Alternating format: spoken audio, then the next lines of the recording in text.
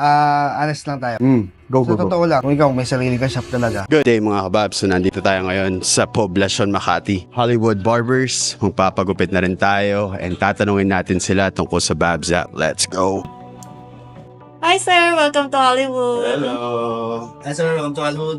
Dito tayo sa private VIP. VIP lang. Kabait naman talaga na Sir Gian. Maraming salamat. And syempre yung barber natin for today is Barber Joe. Barber Joe. Sir K, welcome to Hollywood. Anong Hello. haircut? Parang buzz cut siya. Pwede tayo mag-high taper. Ayun guys, welcome to this segment. Usapang Barbero Fast Talk, which is tatanungin natin si Kuya Barber natin sa buhay barbero niya. Then at the same time, introduce natin sa kanya yung Babs app. First question natin of the day. Gaano ka nakatagal nagugupit? Since kasi namatay yung tatay ko, gumugupit din kasi tatay ko dati. Doon ko pinakailaman ko yung mga gamit. Yeah.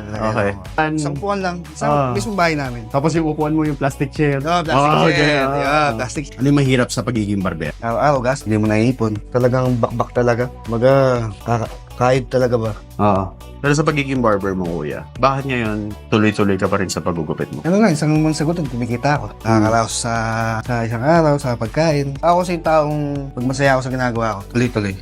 Pagiging isang barbero, kuya, ano yung isang pangarap mo? Siyempre, magkaroon din ng sariling shop. Maging stable. Stable. Kapur ka ba sa mga high-skilled barber pero mababa yung singil?